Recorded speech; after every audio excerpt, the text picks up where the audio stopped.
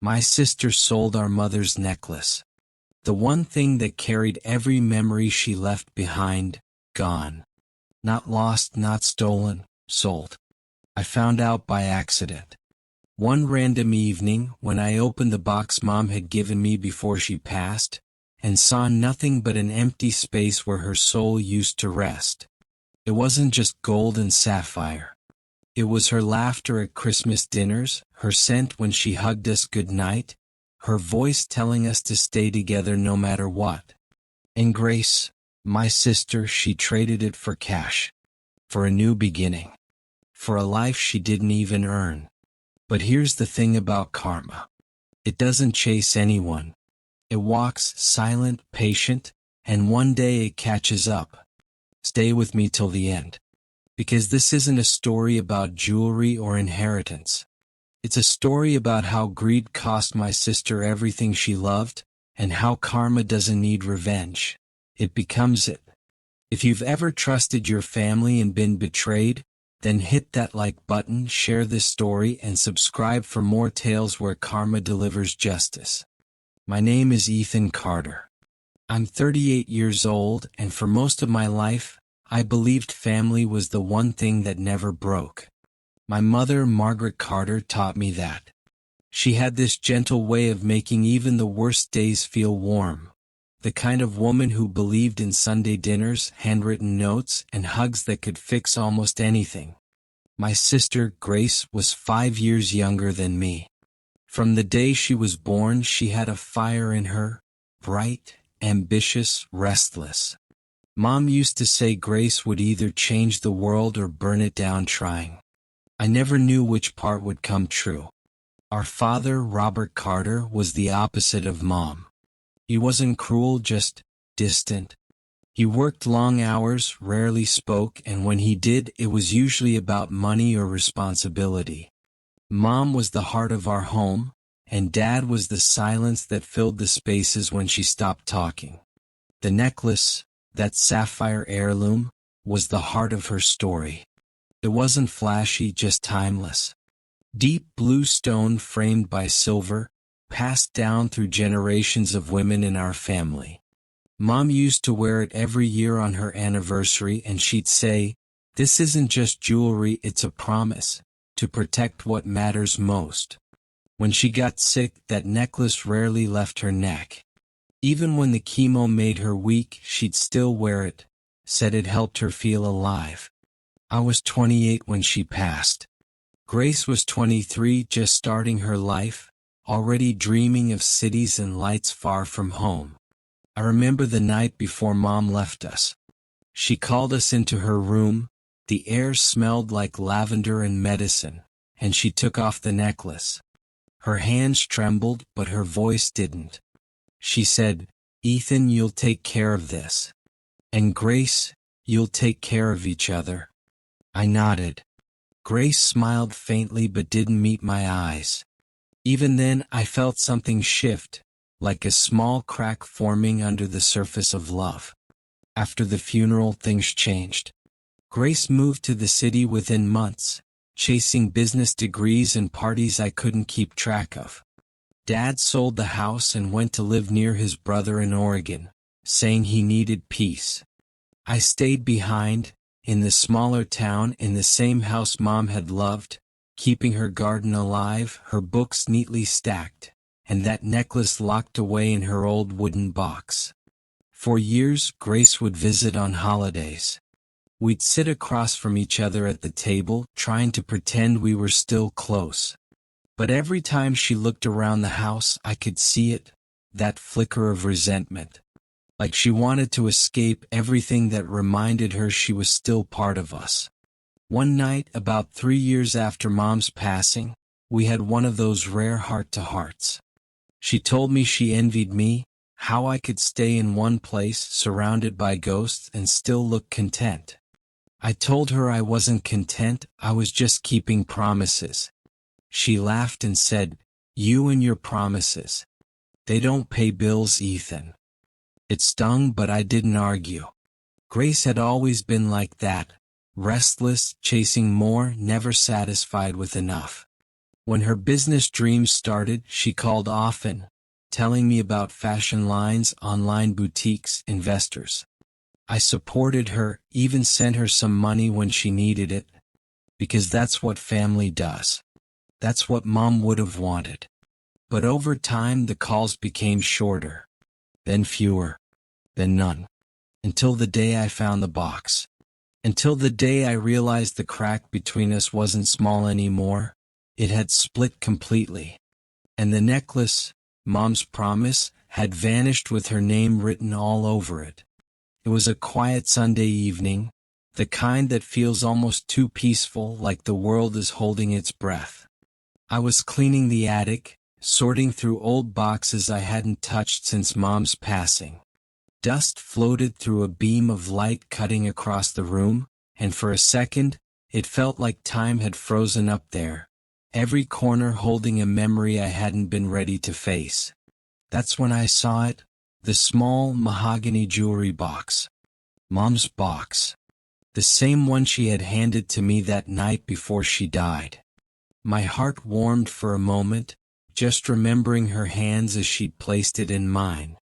I smiled faintly, brushing away the layer of dust before setting it on the table. When I opened the latch, I expected to see the same thing I'd seen a dozen times before. That deep sapphire stone catching the light, a reminder of her eyes when she laughed. But instead, there was nothing. Just an empty velvet lining. For a second, I thought maybe I'd opened the wrong box. I checked again, even shook it lightly. Nothing. My chest tightened. It wasn't possible. That necklace was always there. Always. I sat back, staring at the empty space, trying to make sense of it. Maybe Dad had taken it? No, he wouldn't. He barely touched her things after she passed. Maybe I had moved it somewhere else during one of my cleaning fits. But deep down, I already knew the truth my mind refused to say out loud. Grace. It felt wrong to even think it, but it made too much sense. She was the only one who had access, the only one who still came by every few months. I tried to push the thought away, but the memory of her last visit replayed in my head. Her eyes lingering on Mom's old jewelry box a little too long, that half smile when she'd said, "You should sell some of this stuff, Ethan. You could use the money." My stomach twisted. I reached for my phone before I could talk myself out of it. My hands were shaking as I scrolled to her name, Grace Carter. It rang twice before she answered. Her voice was calm. Too calm. "Hey Ethan. What's up?" I swallowed hard. "Hey. Just a question. You didn't, happen to come by the house recently, did you?" There was a short pause. "No, why?" I hesitated. "I was just looking for Mom's necklace. The sapphire one. It's not here." Another pause, longer this time. I could almost hear her thinking. Then she let out a small laugh. "Maybe you misplaced it. You're always organizing and moving things around. Check your drawers." Something about the way she said it didn't sit right. She sounded distant. Not worried. Not curious. Just ready to end the call. "I did check," I said quietly. "It's gone, Grace. And you're the only one who's been here." Her tone sharpened, subtle, defensive. "Ethan, are you seriously accusing me of stealing Mom's necklace? I have my own life, you know. I don't need her old things." Her words hit like ice. I could almost hear the irritation building in her voice. Not guilt, not shock, just annoyance that I'd even brought it up. "I didn't say you stole it," I replied softly. "I just thought maybe you borrowed it."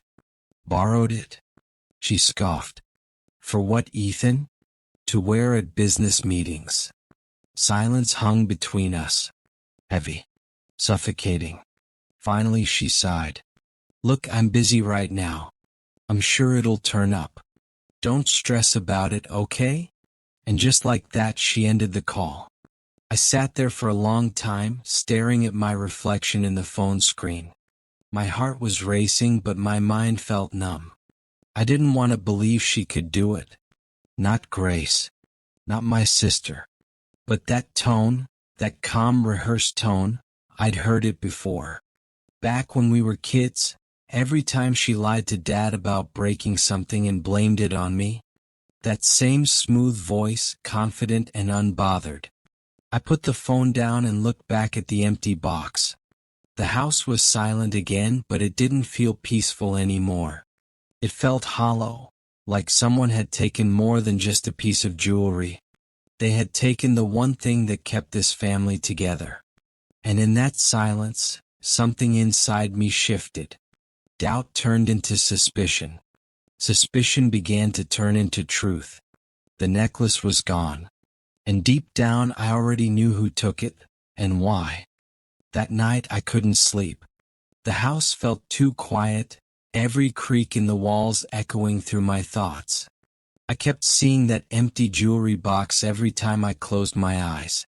It wasn't just about the necklace anymore, it was about what it represented. Mom's trust, my promise, and the awful thought that maybe, just maybe, Grace had traded all of that for money. By 2 a.m. I gave up on pretending to rest.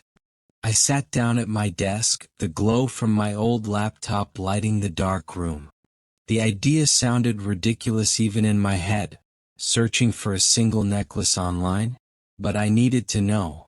I typed vintage sapphire necklace silver frame into the search bar and hit enter. Hundreds of results popped up. Most of them were cheap replicas or mass-produced pieces. I scrolled for what felt like hours, eyes scanning every thumbnail. But nothing looked right until one picture stopped me cold. There it was. Same silver setting. Same deep blue sapphire in the center, shaped like a tear.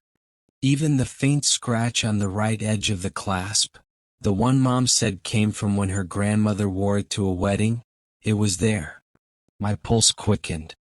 I clicked on the listing. The auction page showed the necklace had been sold 3 days ago. Price? $4,800. The seller's name was hidden under a generic handle, Antique Finds _23. No real name, no phone number, just a vague email and city location. New York. Grace lived in New York. My stomach dropped. I leaned closer to the screen, zooming in on the photos. The seller had uploaded 3 pictures. One of the necklace lying on a cloth, one of the clasp, and one close-up of the sapphire itself. But when I looked closely at the background, something caught my eye. A marble countertop. White with faint gold veins running through it. My mind flashed instantly to Grace's apartment. The one I helped her move into 2 years ago. I remembered because she'd spent 20 minutes bragging about how much that countertop cost.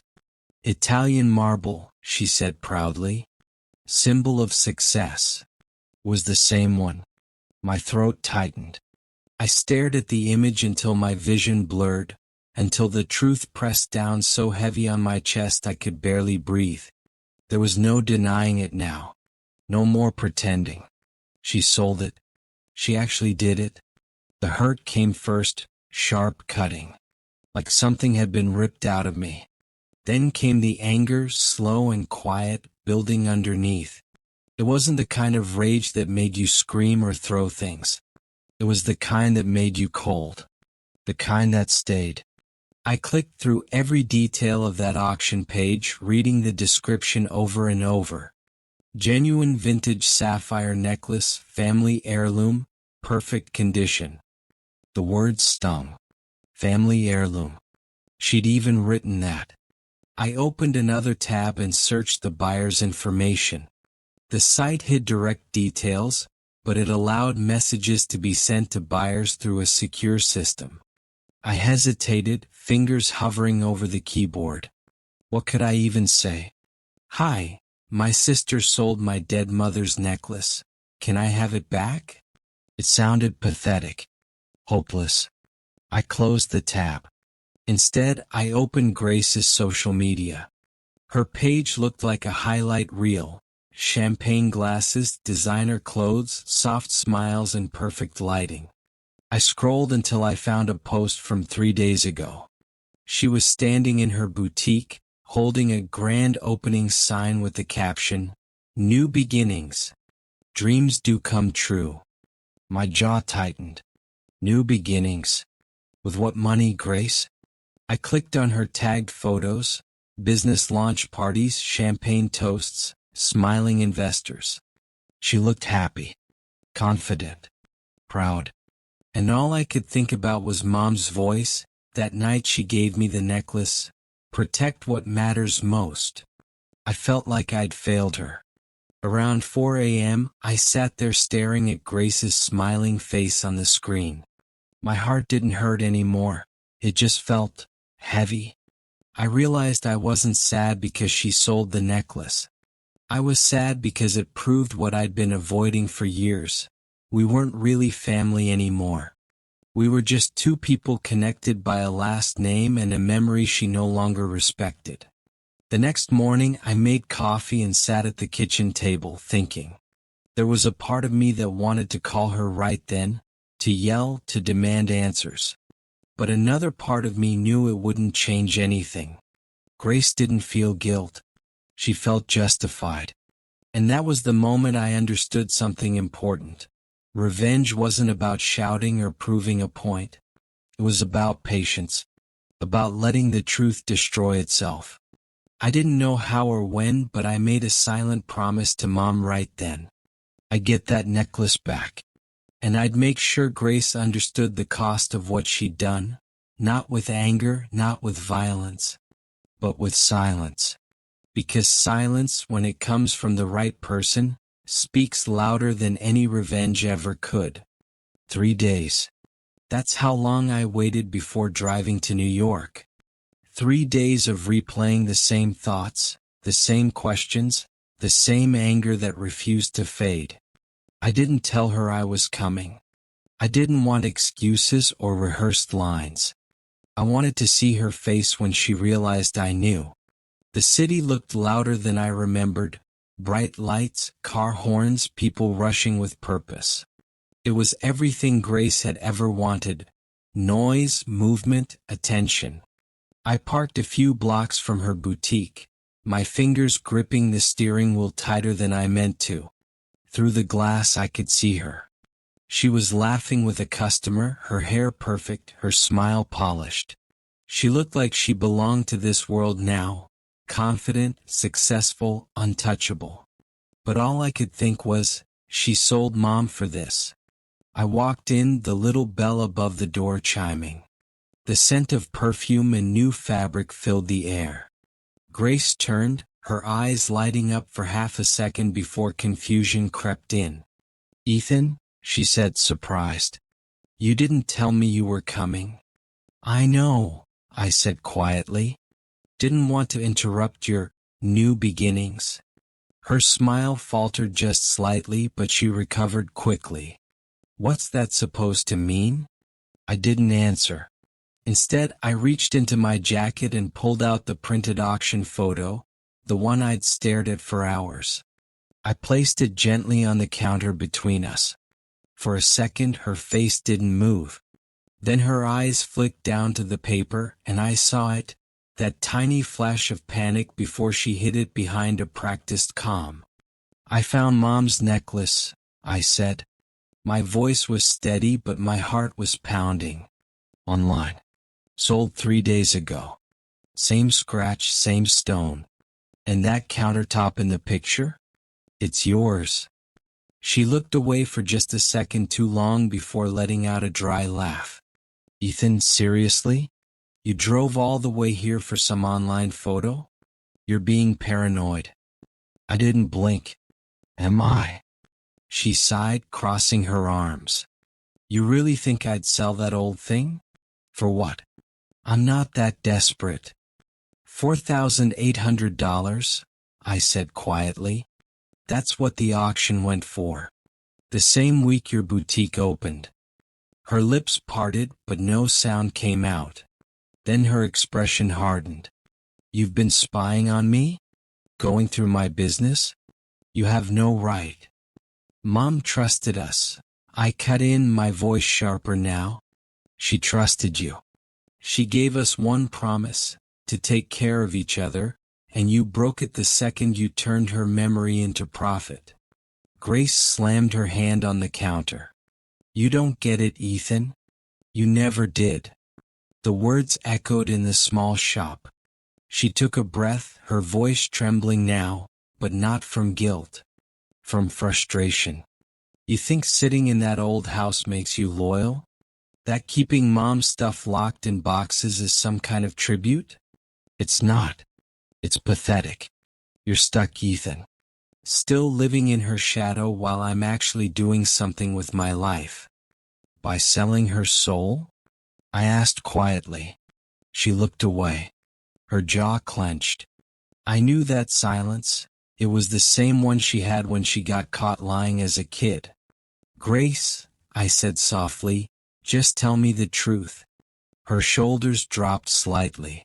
She ran a hand through her hair, suddenly looking tired, or maybe exposed. Fine. You want the truth? Yes. I sold it. The words hit me harder than I expected. Even though I knew, hearing her admit it out loud still felt like a punch to the chest. I needed the money, she said, trying to steady her tone. The boutique wasn't cheap, and investors don't exactly line up for new designers. I had to find a way. And that necklace, it was just sitting there collecting dust. Mom's gone, Ethan. It's not like she's coming back for it. I stared at her. For a second, I didn't even know how to respond. The calm way she said it, like she was explaining a simple transaction, it made me feel sick. Just sitting there? I repeated quietly. That necklace wasn't just an object, Grace. It was Mom's heartbeat. Her story. Every piece of her love. And you, my voice cracked. You sold it like it was a trinket. Her expression softened for a second, like she wanted to say something. But instead, she shook her head and whispered, I did what I had to do. I could feel anger boiling beneath my skin, but I forced myself to stay still. And was it worth it? I asked. Selling the last piece of our mother for a boutique you'll probably rename in 6 months? Her eyes flashed. At least I'm building something. You wouldn't understand, you've never had ambition. You hide behind sentiment because it's easier than trying. Something inside me broke then. I looked at her, really looked at her. The same girl who used to steal my crayons and hide behind Mom's leg when she got scolded. The same sister who once cried when she accidentally broke Mom's vase because she thought it meant she'd lose her love forever. And now here she was, selling her mother's memory for cash and calling it ambition. You've changed, I said quietly. And I don't even think you realize how much. She rolled her eyes, muttering, People grow up, Ethan. No, I said. People grow through love. You grew away from it. For a long moment, neither of us spoke.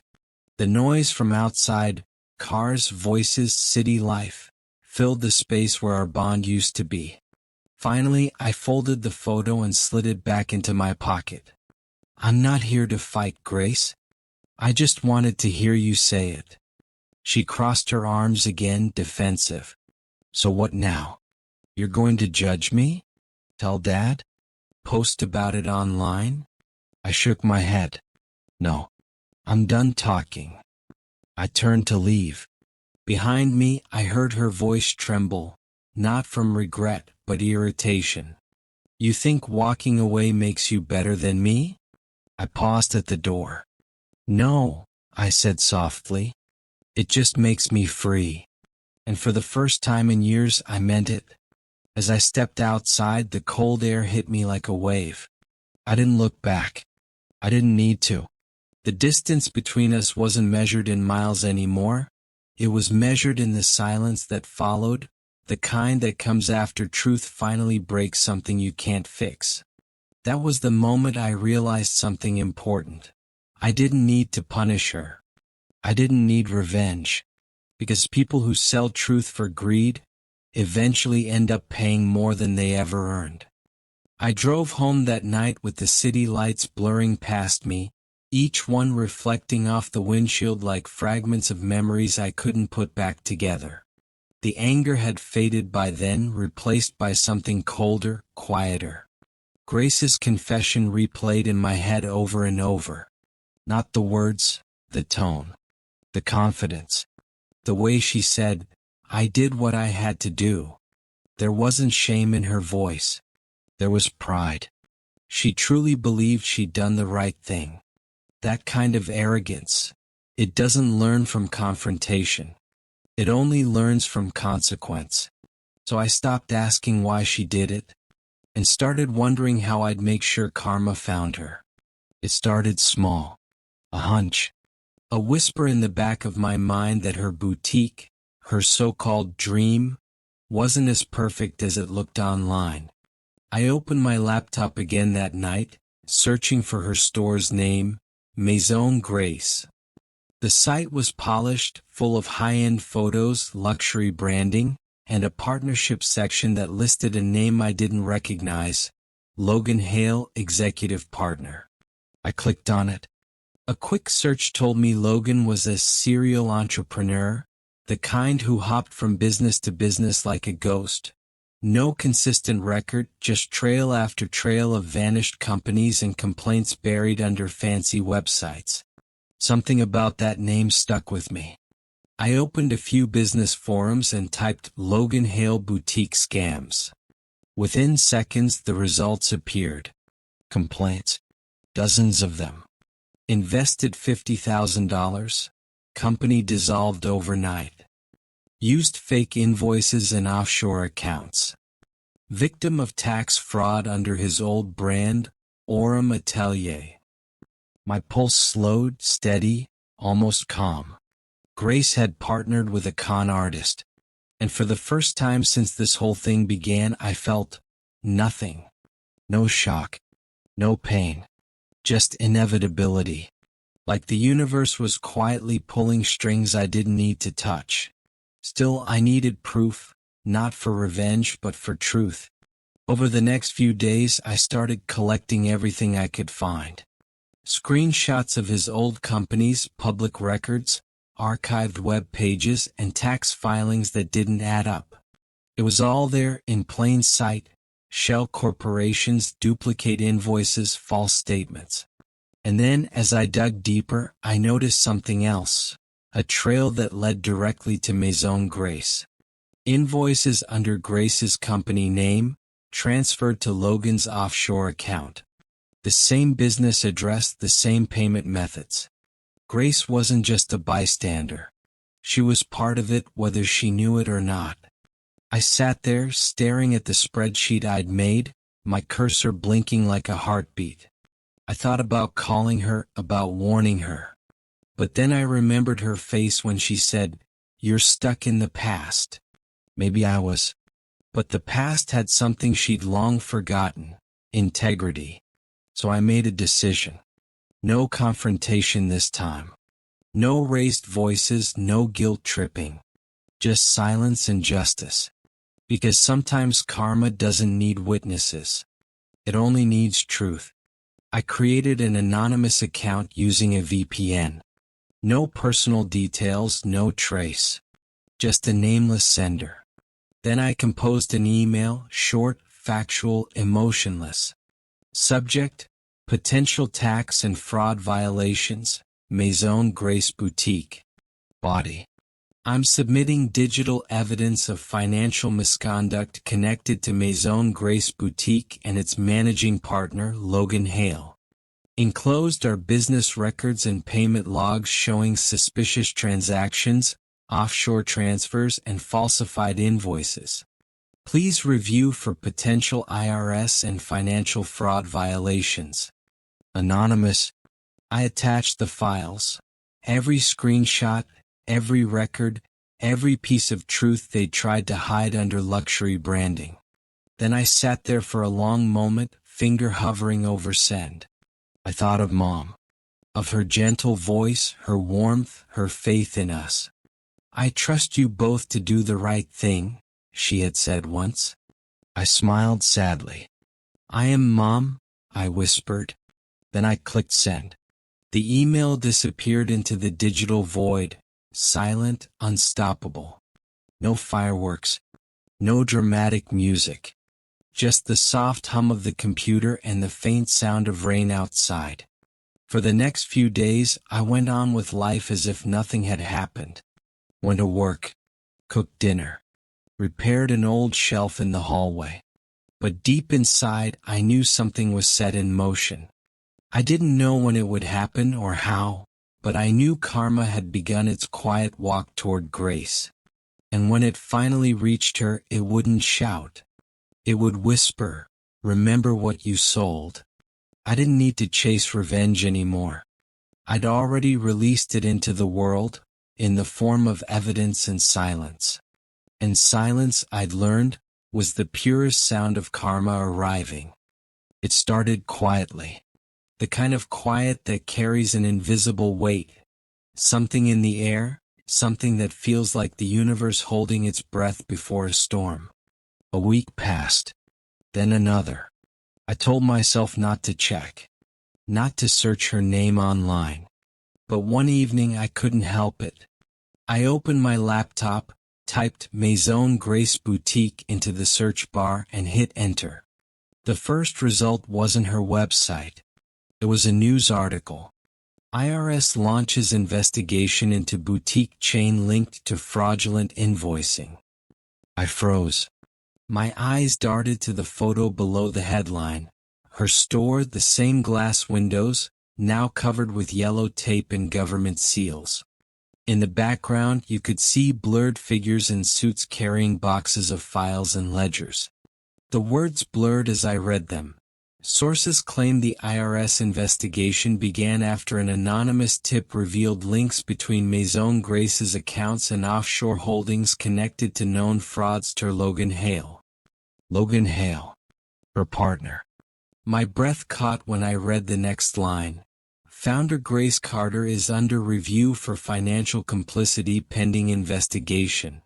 For a few seconds, all I could hear was the hum of my laptop fan and the slow, steady beating of my heart. It had begun. I scrolled further, through paragraphs describing frozen accounts, asset seizures, and allegations of money laundering. It was worse than I'd imagined. Logan had vanished overnight, deleted his profiles, emptied his accounts, left her holding the mess. He'd used her. And now Grace, my sister, was the face of the scandal. I leaned back in my chair, staring at the ceiling. 1,000 feelings tangled inside me: satisfaction, guilt, sorrow, relief. I had wanted karma, yes. But seeing it unfold like this, it didn't feel like victory. It felt heavy. I had opened a door, and now the storm had walked through it. The next morning, her face was everywhere.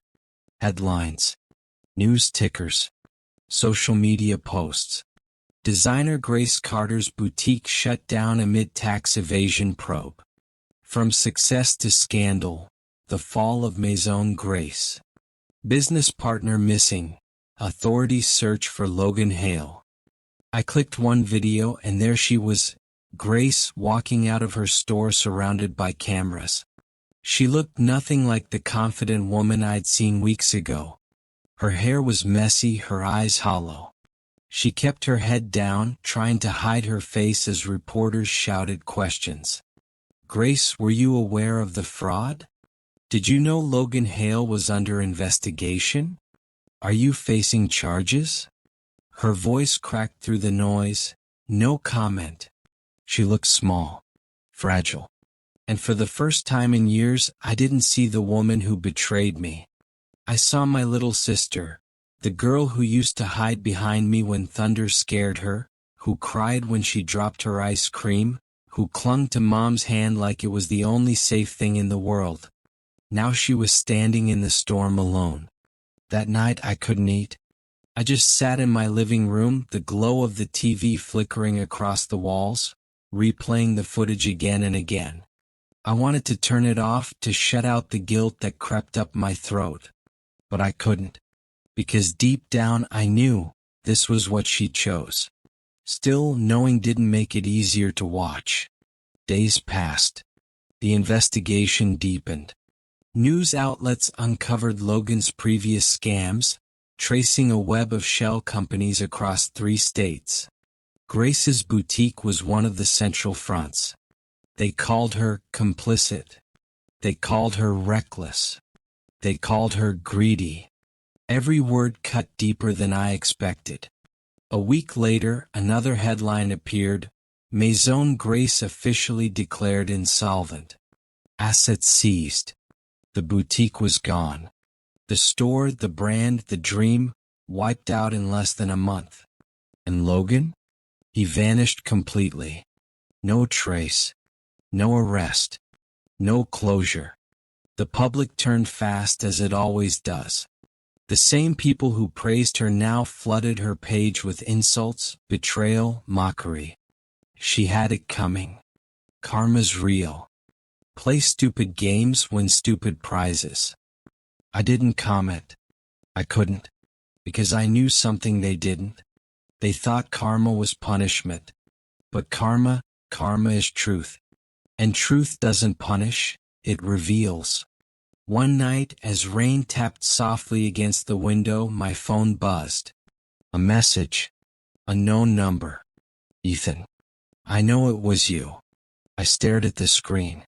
My throat went dry. You think I don't recognize your style? The way you disappear when things go wrong? You did this. You destroyed me. I typed, deleted, retyped. Then I stopped.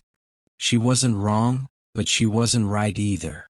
I hadn't destroyed her. She'd built her own downfall brick by brick with greed and arrogance. I had just opened the curtain. Still, my hands trembled as I set the phone down. I didn't reply. There was nothing left to say. The next morning she called. I didn't answer. The phone rang again. Then stopped. Minutes later, a voicemail came through. Her voice was hoarse, broken. Ethan, please. I didn't know. I thought it was a partnership. I thought he was real. I just wanted to make something of myself. I didn't mean to. She paused, sobbing softly. You hate me now, I get it. But I didn't mean to hurt anyone. Not you. Not Mom. I sat there listening, the tears I'd refused for weeks finally falling. Because despite everything, she was still my sister. Still the other half of every memory I had of home. But forgiveness, that was something else. Something earned, not begged for. Days turned into weeks. Grace's name slowly vanished from headlines. The boutique sign was taken down, replaced by a for lease notice. And the world moved on. But I didn't forget. One evening, while scrolling through an auction site, something unexpected caught my eye. A familiar sapphire necklace. Mom's. It was back on the market, listed by the buyer who had unknowingly purchased stolen goods. The IRS had returned it as recovered evidence. My hands shook as I read the description. It was real. It was her necklace. I bought it back that night. No hesitation. No second thought. When it arrived a week later, I opened the package slowly, carefully. There it was, the deep sapphire gleaming in the soft light, the silver frame still scratched on the right side. Mom's memory had come home. I held it in my hand, feeling the cool metal against my skin, and whispered, "It's over, Mom. She's learned." But the truth was, I wasn't sure she had. Grace hadn't spoken to me since that voicemail. Maybe she couldn't. Maybe she was too ashamed. Or maybe she was still angry, still trying to convince herself she was the victim. Either way, I let the silence stay. Because sometimes silence isn't punishment. It's peace. As I placed the necklace back into its velvet box, I realized something. Karma doesn't always destroy people. Sometimes, it just strips away everything fake. every illusion, every lie, until all that's left is truth. Grace had spent years chasing wealth, fame, success. And in the end, she found truth instead. And truth doesn't come cheap. Weeks passed after the fallout. The news cycle had moved on. Grace's story had become yesterday's scandal. Just another cautionary tale drowned in headlines about politics and celebrity gossip. But for me, the silence that followed felt heavier than the noise. I hadn't heard from her again. No calls. No messages. No apologies. And I didn't expect any. What could she say that would undo everything that had already happened? The house felt emptier than usual. The air carried a kind of stillness that only comes after the storm has taken everything with it. But deep down, I knew one thing wasn't lost. Not yet. Mom's necklace.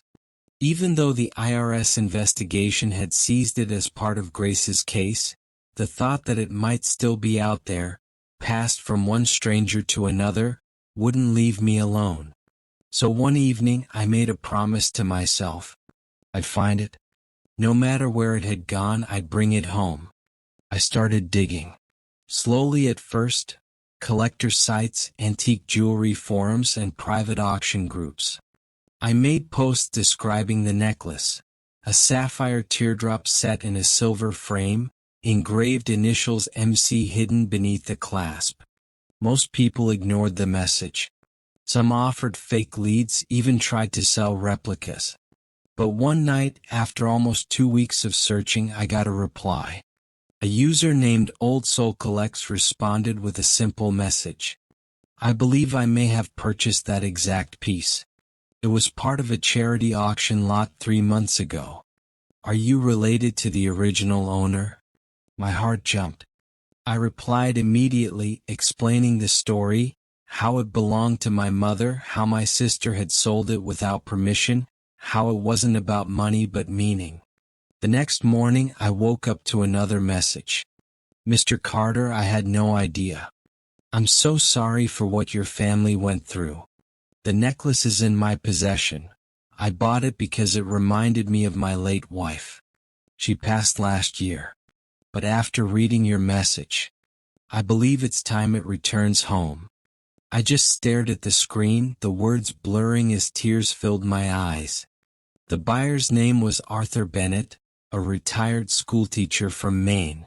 He refused to take any payment.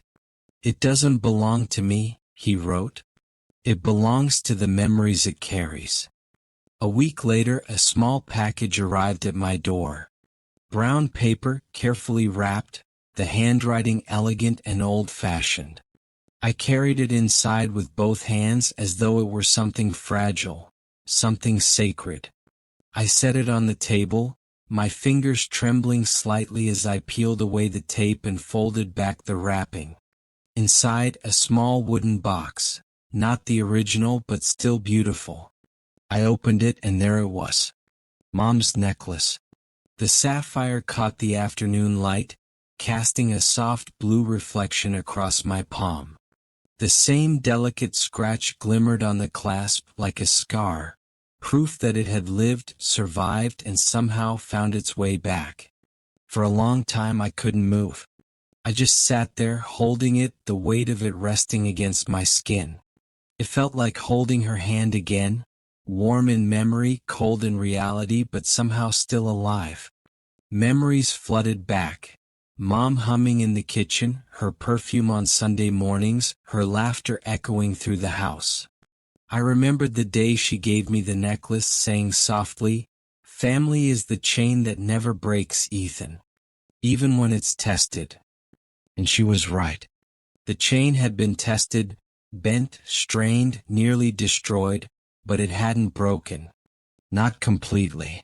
I took the necklace upstairs to her old room, where her photograph still sat on the dresser. I placed the necklace gently back into its original velvet box and closed it, the soft click sounding almost like closure. For the first time in years, the house felt lighter. Not fixed, not perfect, but at peace. I whispered into the still air, It's home, Mom. It's finally home. The sunlight through the window touched the edge of the box, making the sapphire glow faintly even through the lid. It wasn't just a piece of jewelry anymore. It was proof that even when everything falls apart, even when trust is broken and love is betrayed, some things find their way back.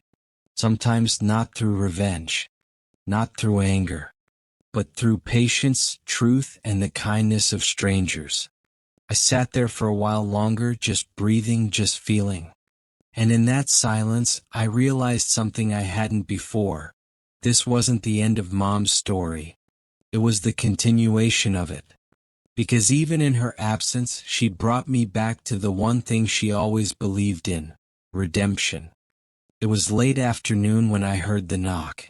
Soft, hesitant, like the kind of knock that doesn't want to be answered. The sky outside was gray, the kind of dull, heavy color that looks like it's about to rain but never quite does. I was in the living room, the necklace resting on the table in front of me, still gleaming faintly even in the dim light. I hadn't worn it, couldn't bring myself to. It wasn't mine to wear, it was Mom's to remember. The knocking came again. 3 slow taps. Pause. Then one more. I didn't need to look through the window to know who it was. I opened the door and there she was. Grace. She looked nothing like the woman I'd seen in those glossy boutique photos or news segments. Her once perfect hair hung limp around her face, her eyes swollen from too many sleepless nights. The confident smile she used to wear, the armor she hid behind, was gone. All that was left was a sister stripped of everything she'd built out of lies. "Ethan," she said softly. Her voice cracked halfway through my name. I stepped aside without saying a word. She hesitated for a moment, then walked in. Her heels clicked faintly on the wooden floor, a sound that used to mean power, now just an echo of what was lost. She looked around, eyes settling on the small wooden box on the table. Her breath caught. "The necklace," she whispered. She took a slow step forward, almost afraid to touch it. "You got it back." I nodded once. She let out a small, shaky laugh, not out of humor but disbelief. "After everything, after ruining me, you still went after it?" Her words hung in the air, sharp and fragile at the same time. I looked at her. "I didn't ruin you, Grace." Her eyes snapped up to mine, glassy with anger and exhaustion. "You think I don't know it was you? The IRS, the investigation, you sent them everything. You wanted to destroy me." I took a deep breath, steadying the tremor in my chest. "No," I said quietly. "You destroyed yourself. I just stopped protecting your lies." She blinked, stunned for a moment, like she didn't expect me to say it so plainly. I gestured toward the necklace. "You sold that for money you didn't have. You partnered with a criminal. You ignored every warning, every truth, every piece of what Mom taught us. You did that, Grace. Not me." Her voice rose, desperate now. "I didn't know he was a fraud. I just wanted a chance, Ethan. You think I liked growing up in that house, watching you play the good son while I was treated like a mistake? You think I wanted to be the failure?" The pain in her voice hit something deep in me. She took a shaky breath, tears brimming in her eyes. "Mom loved you more. She always did. You were the responsible one, the safe one. I had to be the one who chased something. Anything. So yeah, I made mistakes. But I was trying to build something that was mine." I looked down at the necklace, then back at her. "And in doing that, you burned everything that was already yours." She went silent. The clock on the wall ticked softly, filling the space between us. For a long moment, neither of us spoke. She just stood there, staring at the necklace, her shoulders trembling. Then, slowly, she sank onto the couch across from me. "I lost everything," she whispered. My business, my money, my friends. Logan took what was left and disappeared. And you won't even look at me. Her voice broke on the last word. I sat down across from her. For a moment I almost reached out, but something in me stopped. Grace, I said quietly, I never wanted to see you like this. I didn't do any of it to hurt you. But I couldn't keep watching you bury Mom's memory under greed. She wiped her eyes, her hands shaking. You could have warned me. I did, I said softly. You just didn't want to hear it. That silenced her. The rain finally began outside, slow, steady drops against the windows. The air between us felt thick, full of all the words we'd never said and all the love we'd forgotten how to show. After a long pause, she looked up again, her voice barely a whisper. Does it still belong to me? Her eyes flicked toward the necklace. I shook my head gently. It never belonged to either of us. It belonged to her.